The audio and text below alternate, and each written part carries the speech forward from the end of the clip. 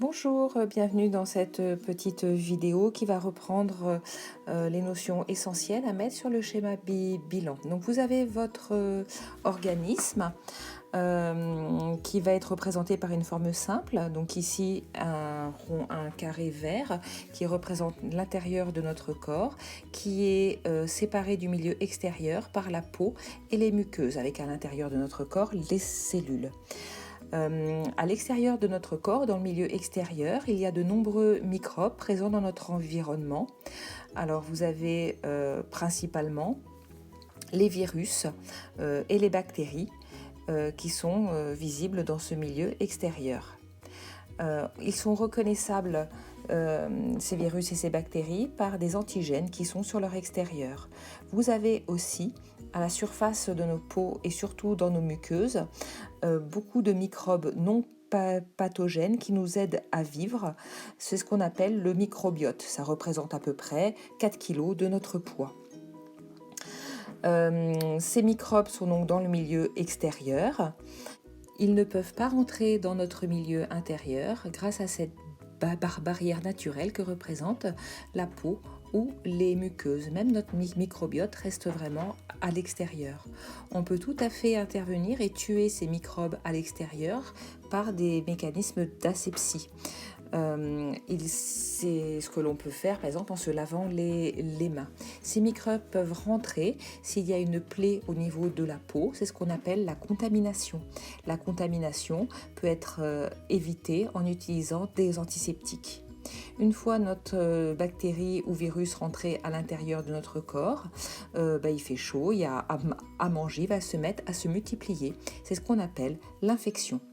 Pour éviter ces infections, on peut utiliser des antibiotiques, par exemple, sur les bactéries qui, elles, vont se diviser par simple mitose. Les virus, eux, ont besoin d'utiliser la machinerie de nos cellules. Ils vont devoir rentrer à l'intérieur de nos cellules pour pouvoir se multiplier. Donc les antibiotiques uniquement tuer les bactéries, pas les virus. On va alors mettre en place 3 grandes voies qui vont nous permettre de nous défendre contre ces microbes. La première, c'est l'inflammation, la réaction inflammatoire. Quand le capillaire sanguin gonfle, ça va faire sortir du liquide de notre sang ainsi que des globules blancs qu'on appelle aussi des leucocytes. Et ces globules blancs vont venir manger ces microbes. C'est une réaction qui se passe très rapidement dans notre organisme. Par contre, elle n'est pas spécifique. Ces phagocytes mangent un peu tout et n'importe quoi. Il y a une deuxième réaction qui peut se mettre en place, qui cette fois va être beaucoup plus spécifique. C'est la reconnaissance des lymphocytes B par les anticorps, un peu comme une clé dans sa serrure. Les anticorps, les lymphocytes, vont fabriquer des anticorps avec des formes spécifiques.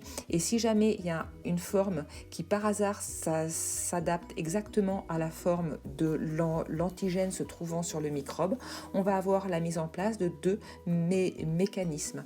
Le premier, c'est la formation de lymphocytes B mémoire qui sont stockés dans les ganglions lymphatiques.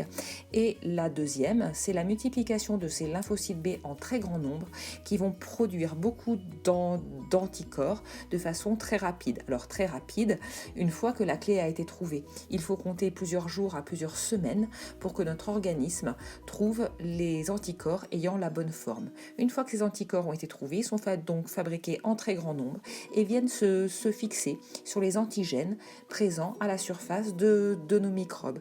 C'est ce qu'on appelle la neutralisation par un emboîtement comme une clé dans sa serrure. Cet emboîtement va permettre de neutraliser le microbe, l'empêcher de se multiplier, mais en plus va aider à la phagocytose.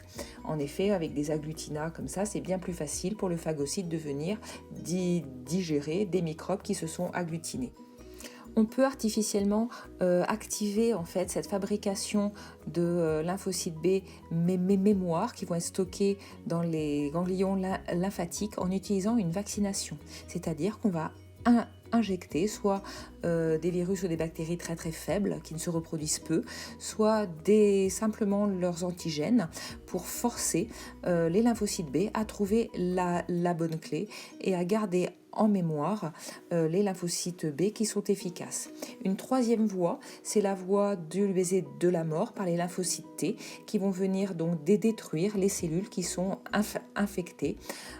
Ces lymphocytes T ont aussi un rôle, c'est qu'ils vont pouvoir venir activer la fabrication des lymphocytes T mémoire et la production des anticorps.